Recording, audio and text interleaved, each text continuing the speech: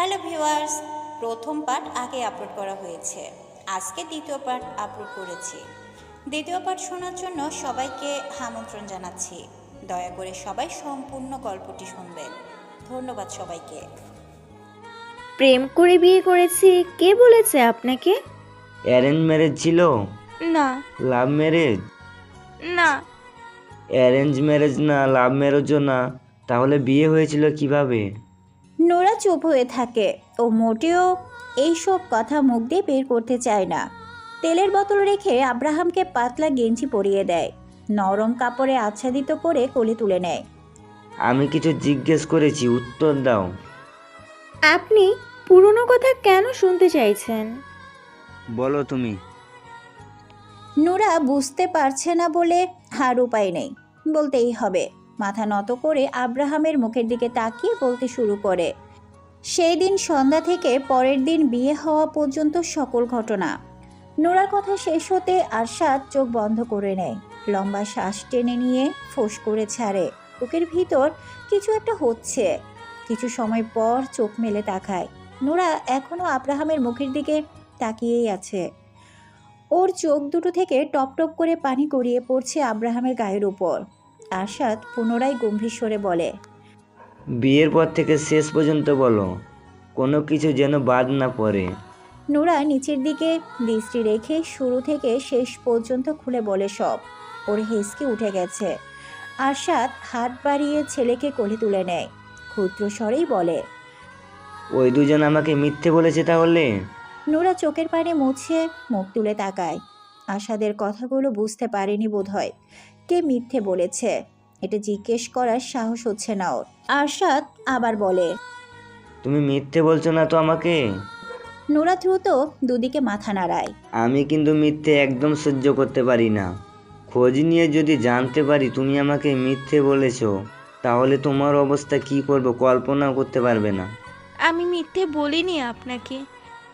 এত কিছু হওয়ার পরও তুমি কেন তোমার কাকার বাড়িতে ফিরে যাওনি? ফিরে যেতে চেয়েছিলাম, কিন্তু কাকা কাকি নিতে চাইনি। ঘাট থেকে নেমে যাওয়ার বোঝা আর ঘাড়ে তুলতে চাইনি। আমাকে আনিকের বাবা মায়ের সাথেই মানিয়ে নিয়ে থাকতে বলেছিল। যাও, মুখ ধুয়ে আসো। নোরা বিছানা থেকে নেমে বাথরুমে প্রবেশ করে। বাথরুমে প্রবেশ করেই শব্দ করে কেঁদে ওঠে। দ্রুত নিজের মুখ নিজেই চেপে ধরে কান্নার শব্দ বন্ধ করার জন্য। রুমে বসে থাকা আরশাদ নোরার কান্না স্পষ্ট শুনতে পেয়েছে। এতক্ষণ ওর সামনে বসে থাকায় কাঁদতে পারছিল না। বসা থেকে উঠে ছেলেকে কোলে নিয়ে রুম থেকে বেরিয়ে যায়। নোরা বাথরুম থেকে বেরিয়ে হাত মুখ মুছে নেয়। আরশাদ রুমে নেই এখন। বাথরুম থেকে বের হতে কি বেশি দেরি করে ফেলেছে? আরশাদ কি রাগারাগি করবে ওর উপর? মনে মনে ভয় পাচ্ছে নোরা। বিছানার দিকে আগাতে গলা খাকারি দিয়ে রুমে প্রবেশ করে একজন মেয়ে কাচের ছোট গোল টেবিলের উপর ট্রে রেখে রুম থেকে বেরিয়ে যায়, খালি জগ দুটো হাতে নিয়ে। আরশাদ রুমে প্রবেশ করে। ওকে দেখে এক পাশে জড়সড় হয়ে দাঁড়ায় নোরা। আব্রাহাম ঘুমিয়ে গেছে। বিছানায় শুয়ে দিয়ে ঢেকে দেয় আরশাদ। সোজা হয়ে দাঁড়িয়ে নোরার দিকে তাকাতেই নোরা মাথা নিচু করে নেয়। খিদে পেয়েছে আমার। নোরা চোখ তুলে একবার তাকিয়ে টেবিলের কাছে এগিয়ে আসে। দুটো প্লেট সোজা করে খাবার বেড়ে নেয়। মেড নক করে অনুমতি নিয়ে রুমে প্রবেশ করে। পানির জগ দুটো রেখে চলে যায় সাথে সাথেই। আরশাদ চেয়ার টেনে বসে খাবার খাওয়ার জন্য। কাজের চাপে দুপুরে খাওয়ার সময় পায়নি, আর ওর খেতেও ইচ্ছে হয়নি। খেতে বসছো না কেন? দ্রুত চেয়ারে বসে পড়ে নোরা। প্লেটের দিকে দৃষ্টি রেখে খাওয়া শুরু করে। খাওয়ার ফাঁকে ফাঁকে আরশাদের কিছু লাগবে কিনা জিজ্ঞেস করে তুলে দেয় প্লেটে। খাওয়া শেষে আরশাদ রুম থেকে বেরিয়ে যায়। নোরা প্লেট বাটিগুলো গুছিয়ে রেখে বিছানায় এসে বসে। এখন ওর শুয়ে ঘুমাতে ইচ্ছে করছে। শরীর দুর্বল থাকায় অলসতা ভর করেছে খাওয়ার সাথে সাথেই। 10টার পর রুমে ফিরে আসে আরশাদ। বিছানার দিকে তাকাতেই দেখে নোরা ঘুমে দুলছে রীতিমতো। চোখ দুটো অনেক কষ্টে মেলে রেখেছে। দরজা লাগিয়ে ফ্রেশ হয়ে এসে পানি খায়। রুমের মেইন লাইট অফ করে ডিম লাইট অন করে তারপর বিছানায় উঠে বসে। আরশাদকে রুমে ফিরে আসতে দেখে নোরার ঘুমটুম সব পালিয়ে গেছে। আমার দিকে ঘুরে বসো। আরশাদের রাশবাড়ি গম্ভীর স্বর শুনে নুরার ভিতর পর্যন্ত কেঁপে ওঠে। এতটা গম্ভীর হয়ে কেউ কিভাবে কথা বলতে পারে? নোরা ঘুরে বসে। আরশাদ আব্রাহামের দিকে দেখিয়েই বলে, ওর নাম কি? আব্রাহাম চৌধুরী। ওর বাবার নাম? নোরা মুখ তুলে তাকায়। এমন অদ্ভুত প্রশ্নগুলো কেন করছে ওকে? ওর বাবার নাম কি? আরশাদ চৌধুরী। ওর মায়ের নাম? নোরা এবার আর কিছু বলতে পারে না। আব্রাহামের মায়ের নাম তো ওর জানাই নেই। ও তো শুধু আব্রাহাম আর আরশাদের নাম শুনেছিল, তাছাড়া আর কারোর নামই জানে না। এই বাড়ির আরশাদের বাবার নামটাও ভুলে গেছে। কিছু জিজ্ঞেস করেছি আমি। নোরা চুপ হয়ে থাকে। আরশাদের মেজাজ আরো গরম হতে শুরু করে। চিবিয়ে চিবিয়ে বলে, আব্রাহাম কি হয় তোমার? নোরা ভয় পেলেও চুপ হয়ে আছে। কি বলবে মাথায় আসছে না কিছু। ভয়ে বোধ বুদ্ধি লোপ পেয়েছে। আমি কে হই তোমার? স্বামী। তাহলে আমার ছেলে কি হবে তোমার? ছেলে। ও কার পেট থেকে হয়েছে? নোরা আবার চুপ হয়ে থাকে। আরশাদ মেজাজ হারিয়ে নোরার চোয়াল চেপে ধরে নিজের মুখের দিকে তুলে বলে, আব্রাহাম আমার আর তোমার ছেলে। ওর বাবা আমি, ওর মা তুমি। ও তোমার পেট থেকে হয়েছে। কার পেট থেকে হয়েছে? নোরা ভয়ে ভয়ে কম্পিত স্বরেই বলে, আমার। ওর মা কে? আমি। ওর বাবা মা কে? আমি আর আপনি। হ্যাঁ, সারা জীবন মনে থাকে যেন এই কথাগুলো। আমরা আসল সত্যি জানলো পুরো দুনিয়া জানবে ও তোমার পেট থেকে হয়েছে। ওর আসল বাবা মা আমরা। বুঝতে পেরেছো? হ্যাঁ। আরশাদ নোরার চোয়াল ছেড়ে দেয়। এক টানে শুয়ে দেয় বিছানায়। মুহূর্তেই নিজেই উঠে যায় নোরার উপরে। ঘাড়ে মুখ গুজে বুঝতে পারে নোরা নাক টানছে। বিরক্তিতে মুখ তুলে তাকিয়ে রাগী স্বরে বলে, কি হয়েছে? ছেড়ে দিন আমাকে। গতকাল কি বলেছিলে মনে নেই? বুকে ব্যথা পাচ্ছি। কথা বলতে বলতে কেঁদে ফেলে নোরা। নোরার কান্না দেখে ওর বুকের উপর থেকে নেমে আসে আরশাদ। বিরক্তি নিয়ে বলে, ফ্যাচ ফ্যাচ করে কাদা বন্ধ করো, নয়তো মুখের ভেতর কাপড় গুজে দিব। নোরা আব্রাহামের দিকে ফিরে শোয়। কান্না গিলে নেয় দ্রুত। চোখ দিয়ে গল গল করে পানি ছড়লেও মুখ দিয়ে শব্দ বের হচ্ছে না আর। একটু পর পর শুধু শরীর ঝাঁকি দিচ্ছে। আরশাদ রাগী স্বরে বলে, আমি ওই দিকে ফিরতে বলেছি। নোরা দ্রুত চিত হয়ে শুয়ে আবার। জড়িয়ে ধরো।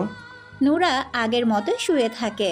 আরশাদ আগের চেয়েও বেশি রেগে চিবিয়ে চিবিয়ে বলে, কি বলেছি কানে যাচ্ছে না? স্পেশালভাবে শোনাতে হবে? এক কথা কতবার বলতে হয়? নোরা আরশাদের শরীর ঘেঁষে এসে কাত হয়ে জড়িয়ে ধরে। আরশাদ নিজেও কাত হয়ে চার হাত পা দিয়ে পেঁচিয়ে ধরে নোরাকে। নোরা হ্যাংলা পাতলা দেহখানা আরশাদের বলিষ্ঠ দেহের অর্ধেকে। কথায় কথায় কান্না করা মানুষ আমার একদমই পছন্দ নয়। আমার সামনে কেঁদে কেঁদে আমার মেজাজ গরম করবেন না একদম। নোরা কিছু বলে না। ওর ইচ্ছে করছে আরশাদকে নিজে থেকে ঠেলে সরিয়ে দিতে। অস্বস্তি হচ্ছে, হাঁসফাঁস লাগছে, দম বন্ধ হয়ে আসছে। এই বাহু বন্ধন থেকে মুক্ত হতে পারলে ভালো লাগতো। সময় গড়ানোর সঙ্গে সঙ্গে নোরা ঘুমিয়ে যায় আরশাদের বুকে মুখ গুজে। আরশাদের বাহুবন্ধনে জড়সড় হয়ে ওর বুকের সাথে মিশে আছে নোরা। আরশাদের চোখে ঘুম নেই আজ। অবশ্য আজ অনেকগুলো দিন ধরে ওর চোখে ঘুম নেই সেভাবে। গত রাতে ঘুমটা একটু ভালো হয়েছিল। আরশাদ প্রথম বিয়ে করেছিল 25 বছর বয়সে। পড়াশোনা শেষ করে বিয়েটা করেছিল বাবা মায়ের পছন্দে। মেয়েটা ছিল ভীষণ সুন্দরী, দেখলেই চোখ জুড়িয়ে যেত। বউকে অনেক ভালোবাসতো আরশাদ। নিজের সবটা দিয়ে ভালোবেসেছিল, অন্ধের মতো বিশ্বাস করত। বিয়ের 3 বছর পেরিয়ে যাবার পরেও বাচ্চা হচ্ছিল না। 3 বছর পর থেকেই বিভিন্ন ডাক্তারের কাছে দৌড়াদৌড়ি শুরু করে দুজন। প্রথম দুজনের একজনেরও কোনো রকম সমস্যা ধরা পড়তো না। এভাবে আরও 2 বছর পেরিয়ে যায়। বাড়ির সবাই বাচ্চার জন্য পাগল হয়ে গিয়েছিল, সাথে আরশাদ নিজেও। আবার পরীক্ষা নিরীক্ষা করার পর জানা যায় আরশাদ কোনোদিন বাবা হতে পারবে না। সমস্যা ওর নিজের, ওর বউয়ের কোনো সমস্যাই নেই। আরও কয়েকটা হসপিটালে গেলে একই কথা বলে। আরশাদ পুরোপুরি ভেঙে পড়ে। খাওয়া দাওয়া ঘুম সব বাদ। বাড়ির সবাই ওকে সান্ত্বনা দেওয়ার চেষ্টা করত, ওকে বোঝাতো, কিন্তু ওর বউ সে কখনোই ওকে সান্ত্বনা দিত না, ওকে বোঝানোর চেষ্টাই করতো না। আরশাদ ভেঙে পড়লেও ওর বউ ছিল স্বাভাবিক, যেন কিছুই হয়নি। এভাবে আরও অনেকগুলো দিন পেরিয়ে যায়। আরশাদ তখন পুরোপুরি ভঙ্গুর, ডিপ্রেশন হতাশে ডুবে গেছে। বাবা হতে না পারাটা ওর কাছে সবচেয়ে বড় হার। এই জীবন যেন পুরোটাই বৃথা। একদিন দুপুরবেলায় আরশাদ শুয়েছিল বিছানায়। ওর বউ শায়লা গোসল করার জন্য বাথরুমে প্রবেশ করে। একটু পরে ফোন কেঁপে ওঠে। সাইলেন্ট করা রয়েছে ফোনটা। ফোন হাতে নিয়ে দেখে নাম্বার সেভ করা নেই। শায়লার ফোন দেখে আর রিসিভ করে না আরশাদ। পরপর দুবার রিং বেজে কেটে যায়। আবার কল আসতেই রিসিভ করে কানে ধরে। কিছু বলার আগেই অপর পাশ থেকে ভেসে আসে পুরুষালী গলার স্বর। কথা বলতে গিয়েও থেমে যায় আরশাদ। অপর পাশ থেকে কিছুক্ষণ বকবক করে সারা শব্দ না পেয়ে কল কেটে দেয়। আরশাদ ফোনের লক খুলে হোয়াটসঅ্যাপে প্রবেশ করে। বিয়ের এতগুলো বছরে সেদিন প্রথম বউয়ের ফোন ঘাটাঘাটি করে আরশাদ। আরও যা জানতে পারে তাতে ওর পুরো দুনিয়া ওলটপালট হয়ে যায়। নিজের চোখকেও যেন বিশ্বাস করতে পারছিল না। রীতিমতো ওর শরীরে কম্পন সৃষ্টি হয়ে যায়। ওর শ্বাস নিতেও কষ্ট হচ্ছিল তখন। যাকে এত ভালোবাসলো, যার জন্য এত কিছু করলো, শেষ পর্যন্ত সে ওকে এভাবে ঠকালো, ওর সাথে এত বড় প্রতারণা করলো। দিনের পর দিন ওর বিশ্বাসের সুযোগ নিয়ে ওকে ঠকিয়ে গেল, আর ও বুঝতেই পারেনি। ভালোবেসে কতটা অন্ধ হলে এভাবে চোখ বন্ধ করে কেউ বিশ্বাস করে। শায়লার আচরণে সন্দেহ করার মতো অনেক কিছুই ছিল, তবে ভালোবাসায় অন্ধ হয়ে থাকার কারণে সেসব চোখে পড়েনি আগে। শায়লা বাথরুম থেকে বেরিয়ে দেখে আরশাদ ওর ফোন হাতে নিয়ে বিছানায় বসে আছে চুপচাপ। রাগে চোখ মুখ ভয়ঙ্কর দেখাচ্ছে। শায়লা ভয় পেয়ে যায় ওর চোখ মুখ দেখে। এর আগে কোনোদিন আরশাদকে এমন রূপে দেখেনি। আরশাদ ভীষণ রাগীরূপী মানুষ, শায়লা জানে, তবে ওর সাথে কোনোদিন উঁচু গলায় কথা বলেনি এখনো পর্যন্ত। শায়লাকে দেখে ফোন হাতে নিয়ে বিছানা থেকে নেমে দাঁড়ায় আরশাদ। চুপচাপ দাঁড়ায় সামনে। ফোন শায়লার মুখের দিকে ধরে গম্ভীর স্বরে বলে, এগুলো কি? শায়লা চুপ করে থাকে। ওর গলা শুকিয়ে গেছে, মুখ দিয়ে কোনো কথা বের হচ্ছে না। আরশাদ খপ করে শায়লার গলা চেপে ধরে বাম হাতে। শায়লার মনে হচ্ছে গলার হাড়গুলো বোধহয় এখনই মটমট করে ভেঙে যাবে। গলা চেপে ধরে রেখে দেওয়ালের সাথে ঠেসে চেপে ধরে। মাথার আঘাত পেয়ে চিৎকার করে উঠে শায়লা। আরশাদের হাত সরিয়ে দেওয়ার চেষ্টা করে দ্রুত। আরশাদ ক্ষুদ্র হয়ে বলে, কেন করলি আমার সাথে এরকম? তোর জন্য কি করিনি আমি? কোন জিনিসটা দেয়নি তোকে? তোকে কম ভালোবেসেছিলাম? বল, কেন করলি আমার সাথে এরকম? শায়লা কিছু না বলে আরশাদের হাত সরানোর চেষ্টায় ব্যস্ত। ভালো যদি নাই বাসিস তাহলে বিয়ে করেছিস কেন? বল, কেন বিয়ে করেছিস? কেন অভিনয় করলি আমার সাথে? বিয়ের আগে যখন বারবার জিজ্ঞেস করলাম তখন মিথ্যে কেন বলেছিলি? মুখ খোল, নয়তো তোকে জানে মেরে ফেলবো আজ। আরশাদের চিৎকারে বাড়ির সবাই উপস্থিত হয়ে গেছে ওর রুমে। যেভাবে শায়লার গলা চেপে ধরে আছে, এইভাবে আরেকটু সময় থাকলে শায়লা মারা যাবে। যাকে পাগলের মতো ভালোবাসে তাকে এভাবে মারার কারণ কেউ বুঝতে পারছে না। সন্ধ্যার পরপরই বাড়িতে প্রবেশ করে আরশাদ। দুপুরের আগে হিতাহিত জ্ঞান হারিয়ে শায়লাকে মেরে ধরে ফেলে রেখে বাড়ি থেকে বেরিয়ে গিয়েছিল নিজের আগের সব রিপোর্টগুলো নিয়ে। শায়লাকে কেন মেরেছে, শায়লা কি করেছে, কাউকে কিচ্ছু বলেনি। কারোর কোনো প্রশ্নের উত্তরও দেয়নি। ওর এমন খ্যাপা রাগ দেখে কেউ বেশি কিছু জিজ্ঞেস করার সাহসও করেনি। হসপিটালে গিয়ে আগে ডক্টর দেখিয়েছে। নতুন রিপোর্ট দেখে ডক্টর জানিয়েছে আরশাদের কোনো সমস্যা নেই, ও বাবা হতে পারবে। আগের সব রিপোর্ট ফেক। হসপিটাল থেকে বেরিয়ে গিয়েছিল থানায়। যতজন ডক্টর এর আগে ওকে মিথ্যে বলেছিল আর ফেক রিপোর্ট বানিয়েছিল, প্রমাণ দেখিয়ে সকলের নামে মামলা করেছে। শায়লার নামেও মামলা করেছে। এই সব কিছু করতে করতে সন্ধ্যা হয়ে গেছে। বাড়িতে ফিরে দেখে শায়লার বাবা মা ভাই চলে এসেছে ওদের বাড়িতে। সবাই ওর সাথে কথা বলার জন্য উদ্যত হলেও আরশাদ কারোর কোনো কথা না শুনে সোজা নিজের রুমে চলে আসে। শায়লা শুয়েছিল বিছানায়। আরশাদের শক্ত হাত পায়ের মার খেয়ে অবস্থা খারাপ। আরশাদ শায়লার দিকে তাকিয়ে রাগে ফোঁস করতে শুরু করে। হাতের রিপোর্টগুলো বিছানার উপর রেখে শায়লার চুলের মুঠি ধরে বিছানা থেকে টেনে নামাতে বলে, তুই আমার বিছানায় শুয়ে আছিস কেন? বের হ আমার রুম থেকে আর এই বাড়ি থেকে। তোর এই নোংরা আর গিরগিটি মার্কা চেহারা দেখাবি না আমাকে। আরশাদ, ব্যথা পাচ্ছি, চুল ছাড়ো আমার। শায়লার আর্তনাদ কান্না আরশাদের কানে পৌঁছায় না। রাগে যেন বধির হয়ে গেছে। থানা থেকে কিভাবে বাড়িতে ফিরেছে ও নিজেও জানে না। বল তুই আমার সঙ্গে কেন নাটক করলি এতকাল? শায়লা ওর প্রশ্নের উত্তর দিচ্ছে না দেখে আবার গলা চেপে ধরে শক্ত করে। দম বন্ধ হয়ে যাবে তখন ছেড়ে দেয়। শায়লা দেওয়ালের সাথে ঘেঁষে বসে পড়ে গলা ধরে। আরশাদ শায়লার সামনে বসে দুই পায়ের উপর ভর করে। শায়লার মুখ দুই হাতে আগলে ধরে পাগলের মতো বলে, তুই কেন আমার সাথে এমন করলি? তোর কি ক্ষতি করেছিলাম আমি? তোকে কখনো কষ্ট দিয়েছি আমি? তোর কোনো চাওয়া অপূর্ণ রেখেছি? তোকে অযত্নে রেখেছি? কোন জিনিসের অভাব হয়েছিল বল? নিজের থেকেও বেশি ভালোবেসেছিলাম তোকে, আর তুই তার এই প্রতিদান দিলি? শায়লা চুপ করে থাকে। রাগে হিতাহিত জ্ঞান হারিয়ে শায়লার গালে ঠাটিয়ে চর বসিয়ে দেয় আরশাদ। আবার চর খেয়ে শায়লার নাক আর ঠোঁটের কোণ দিয়ে রক্ত বেরিয়ে আসে। শায়লার চুলের মুঠি ধরে আরও কয়েকটা চর লাগায় ঠাস করে। গলা চেপে ধরে আবার। দেওয়ালের সাথে আবারও বাড়ি লাগে মাথায়। যার গায়ে ফুলের টোকাও লাগতে দেয়নি কখনো, আজ দুপুর থেকে নিজ হাতে তার গায়ে মারছে, লাথি দিচ্ছে। আরশাদ যেন নিজের নিয়ন্ত্রণ হারিয়ে ফেলেছে।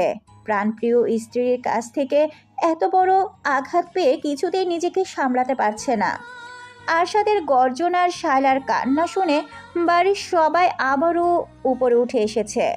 আরশাদের ছোট ভাই এরশাদ এগিয়ে এসে আরশাদকে সরানোর চেষ্টা করে।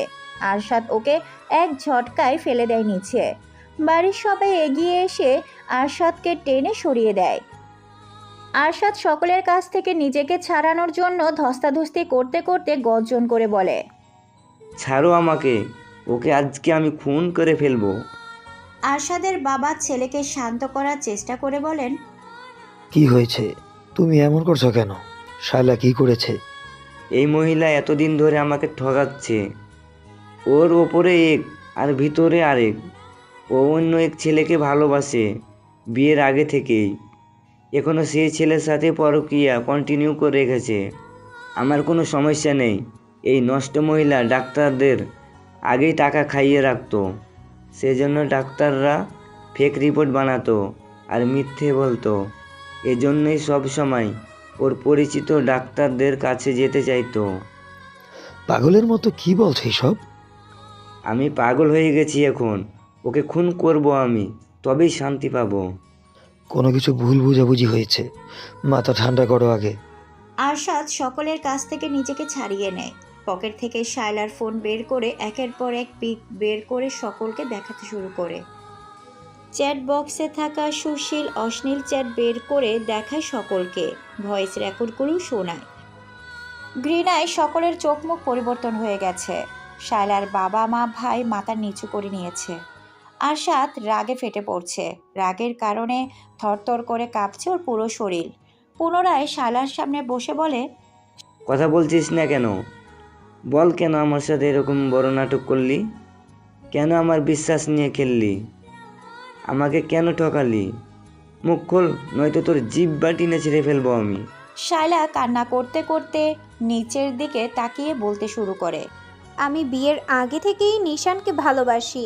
আমাদের বিয়ের 1 মাস আগে ওর সাথে ব্রেকআপ হয়ে যায়। তাই জেদের বসে আমি বিয়েতে আর অমত করিনি। সব কিছু ঠিকঠাকই চলছিল। আমাদের বিয়ের 2 বছর পর নিশানের সাথে যোগাযোগ হয় আবার। নিশান নিজে থেকেই যোগাযোগ করেছিল। ও আমার লাইফে ফিরতে চাইছিল আবার। আমিও কেন যেন না করতে পারিনি।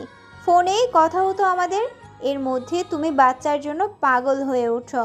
3 বছর পরেও যখন বাচ্চা হচ্ছিল না, তখন ডক্টর দেখাতে শুরু করো। তখন আমি লুকিয়ে লুকিয়ে মেডিসিন নিতাম যেন বাচ্চা না হয়। এর মধ্যে আরও অনেক কিছু ঘটে যায়। নিশান আমাকে হসপিটাল আর ডক্টরের নাম বলে দিত আগেই, আমিও তোমাকে নিয়ে তাদের কাছেই যেতাম। আরশাদ শায়লার চোয়াল শক্ত করে চেপে ধরে চিবিয়ে চিবিয়ে বলে। এতই যখন ভালোবাসিস তাহলে যাসনি কেন? কেন এত নাটক করলি? তোকে তো সব রকম ফ্রিডম দেওয়া হয়েছিল, চাইলে চলে যেতে পারতি, যাসনি কেন? শায়লা চুপ করে থাকে। আরশাদ আবার বলে। আমার টাকায় খাবি পরবি আর অন্যের সঙ্গে রঙ্গনীলা করবি, তাই না? তুই কি ভেবেছিস তোর চালাকি আমি ধরতে পারবো না? আমি বুঝতে পেরে গেছি তুই কেন আমাকে ছেড়ে এখনো যাসনি। ওই বাড়িটার জন্য, তাই না? বাড়িটা তোর নামে লিখে দিলেই তুই আমাকে ছেড়ে চলে যেতি। কি আমি ঠিক বলছি না? আরশাদের প্রত্যেকটা কথা শুনে শায়লা নীরব হয়ে তাকিয়ে দেখে আরশাদকে। আরশাদ এত কিছু কিভাবে জানলো? বিয়ের 1 বছর পরে আরশাদ নিজেদের জন্য আলাদা একটা বাড়ি তৈরি করার সিদ্ধান্ত নেয়। বাড়িটা যেখানেই হবে সেই জমির শহর থেকে একটু দূরে। বাড়ির কাজ শুরু করার পর আরশাদ সিদ্ধান্ত নেয় বাড়িটা শায়লাকে গিফট করবে। একদিন কথায় কথায় শায়লাকে বলে ফেলেছিল নিজের সিদ্ধান্ত। বাড়ি আনুমানিক খরচ কত হবে জিজ্ঞেস করায় আরশাদ জানিয়েছিল বাজেট 10 কোটি টাকা, এর কম বেশিও হতে পারে। শায়লা হিসেব করে দেখেছিল বাড়ির জমি সহ পুরো বাড়ির দাম প্রায় 20 কোটি টাকা। আর এই বাড়ির লোভেই শায়লা এতগুলো দিন ধরে আরশাদের সাথেই আছে। বাড়িটা ওর নামে লিখে দিলে আরশাদের কপালে লাথি দিয়ে চলে যাবে নিশানের কাছে। বাড়ির কাজ কমপ্লিট হয়, পুরো বাড়ির ফার্নিচার দিয়ে সাজানো হয় আরশাদের পছন্দসই। 1 মাস পর শায়লার জন্মদিন। সেদিনেই বাড়িটা শায়লার নামে লিখে দিতে চেয়েছিল আরশাদ, কিন্তু তার আগে আজকের সব কিছু জানতে পেরে গেছে। ভাগ্যিস আগে জানতে পারলো, নয়তো আরশাদের এত বছরের পরিশ্রম হাতিয়ে নিয়ে আরেকজনের হাত ধরে চলে যেত সুখে সংসার করার জন্য। আরশাদ গত 5 বছরে আলাদাভাবে যতটুকু আয় করেছিল সবটা খরচ করেছে বাড়ি করার পেছনে। বাবার বিজনেস টাকা নিজের বাড়ির পেছনে খরচ করেনি। আরশাদ 6 বছরে বাবার বিজনেস অনেক দূর এগিয়ে নিয়ে এসেছে। দেশ পেরিয়ে বিদেশেও ছড়িয়ে পড়েছে ওদের বিজনেস। বাবার বিজনেস বাদেও নিজে আলাদাভাবে শেয়ার বিজনেস চালু করেছে স্পেনে। পড়াশোনার জন্য সেখানেই ছিল এবং বিজনেস পার্টনারদের সঙ্গে পরিচয় হয়েছিল। আরশাদ সময় নষ্ট করে না, সকলের সামনেই গর্জন তুলে বলে। আজকে এই মুহূর্তে তোকে আমি তালাক দিচ্ছি। 1 তালাক, 2 তালাক, 3 তালাক। আজকে থেকে তোর সাথে আমার কোনো সম্পর্ক নেই। এতগুলো বছরে আমার অনেক টাকা পাচার করেছিস নিজের পরকীয়া প্রেমিকের কাছে। তুই এই বাড়ি থেকে একটা সুতোও নিতে পারবি না। এক্ষুনি বের হওয়া এই বাড়ি থেকে। আমার পিছনে আরও ষড়যন্ত্র করার চেষ্টা করবি তো তোদের দুটোকেই ধরে জেলে ভরে দেব। আমার কত টাকা লুটেছিস দুজন, সব প্রমাণ আছে আমার কাছে। বের হওয়া বাড়ি থেকে। এই আপনাদের মেয়েকে নিয়ে বের হওয়া না বাড়ি থেকে। অফিসিয়ালি দিবসের দিন কোর্টে দেখা হবে। যান এখন এখান থেকে। এই নষ্ট মহিলা, বের হওয়া আমার রুম থেকে। শায়লার ভাই রাগে অপমানে তেড়ে এসে শায়লাকে মেরে ধরে ধূপধাপ শব্দ তুলে বেরিয়ে যায় রুম থেকে। ওর ইচ্ছে করছে শায়লাকে এখানে জবাই করে রেখে যেতে। শায়লার বাবা কোনো কথা না বলে কটকট করে হেঁটে বেরিয়ে যায় রুম থেকে। শায়লার মা বেরিয়ে যেতে নিলে আরশাদ রেগে ওনার দিকে তাকিয়ে বলে। কি বলেছি শুনতে পাননি? আপনাদের মেয়েকে নিয়ে যান, নয়তো ওকে খুন করব আমি। খুন করেই ফেলো, একে আমি আমার বাড়িতে নেব না। এই দিন দেখার আগে কেন আমার মরণ হলো না? আরশাদ শায়লার হাত ধরে টেনে নিয়ে রুম থেকে বের হয়। ওর বড় বড় কদমের সাথে পেরে উঠছে না শায়লা। আরশাদ এক প্রকার ওকে টেনে হিসড়ে নিচে নামাচ্ছে। বাড়ি থেকে বেরিয়ে রাস্তায় ছুঁড়ে ফেলে এক প্রকার একদলা থুতু দিয়ে মুখের উপর গেট লাগিয়ে দেয়। উল্টো ঘুরে সোজা নিজের রুমে চলে আসে। দরজা লাগিয়ে স্থির হয়ে দাঁড়ায়। বুকের ভিতর যন্ত্রণায় ফেটে যাচ্ছে, শ্বাস বন্ধ হয়ে আসছে। কাকে এত ভালোবাসলো এতকাল? কাকে নিয়ে রোজ স্বপ্ন দেখত? কাকে ভালো লাগার জন্য দিনরাত পরিশ্রম করত? কার জন্য এত কিছু করেছে? একজন বিশ্বাসঘাতক স্বার্থপর লোভী নষ্ট মহিলার জন্য এত কিছু করলো এতকাল? একসাথে থেকেও কেন এতকাল কিছু বুঝতে পারল না। ভালোবাসার এতটাই অন্ধ হয়ে গিয়েছিল যে শায়লাকে নিয়ে অমন কিছু ভাবার দুঃসাহস করতো না আশাদ। প্রাণপ্রিয় স্ত্রী, আহা কি করেনি এই মেয়ের জন্য। যখন যা চেয়েছে সব দিয়েছে, যেভাবেই হোক। যখন যা করতে চেয়েছে তাই করতে দিয়েছে, সব রকম ফ্রিডম দিয়েছিল। আর এই মহিলা কি করলো? গত 4টা বছর ধরে ওকে নিখুঁতভাবে ঠকিয়ে গেল। কি নিখুঁত অভিনয় তার! ওই মায়াবী চেহারায় এত নিখুঁত অভিনয় কিভাবে লুকিয়ে রাখতো? আসলে কি ওই চেহারাই মায়াবী ছিল? কই, ওই চেহারা তো ওর কাছে দুপুর থেকে একটুও মায়াবী লাগেনি, বরং লেগেছে ভয়ঙ্কর রকমের হিংস্র। বেশি ভালোবাসতো যে, তাই মায়াবী লাগতো আগে। এই শায়লাকে ভালোবাসেনি আশাদ। ও ভালোবেসেছিল সেই শায়লাকে যে কিনা ওর হাত ধরে ওর চোখে চোখ রেখে বলেছিল, আমি সারা জীবন তোমার সাথেই থাকবো, কোনো দিনও তোমার হাত ছাড়বো না, তুমি আমার জীবনের প্রথম এবং শেষ পুরুষ। হাঁটু মুড়ে বসে পড়ে আশাদ, বুকের বাম পাশে শক্ত করে চেপে ধরে জড়ানো গলায় বলে, কেন আমাকে এভাবে ঠকালে? আমি তোমার এই রূপ কিছুতেই মানতে পারছি না। তুমি বলেছিলে আমি তোমার জীবনের প্রথম পুরুষ, অথচ আমি দ্বিতীয়জন ছিলাম। এত নিখুঁত অভিনয় তুমি কিভাবে করলে? এতগুলো দিন ধরে তুমি লাস্ট মেসেজে কি লিখেছিলে? আমাকে তোমার এখন সহ্য হয় না? আমাকে দেখলে তোমার খুন করতে ইচ্ছে করে? নরম গলায় কথাগুলো বলতে বলতে হঠাৎই গর্জন করে ওঠে আবার। বিশ্রী ভাষায় গালাগালি করতে শুরু করে শায়লাকে উদ্দেশ্য করে। বসা থেকে উঠে শায়লার যা যা হাতের কাছে পায় সব কিছু ছুঁড়ে ফেলতে শুরু করে।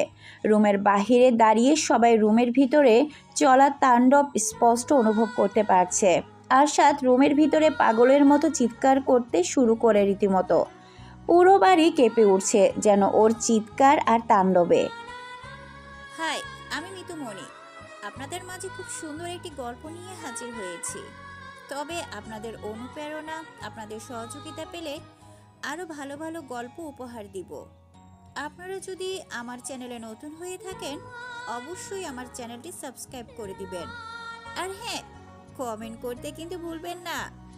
পরবর্তী সিজন নিয়ে খুব তাড়াতাড়ি হাজির হব আপনাদের সামনে। সেই পর্যন্ত আপনারা ভালো থাকবেন, সুস্থ থাকবেন। আল্লাহ হাফেজ।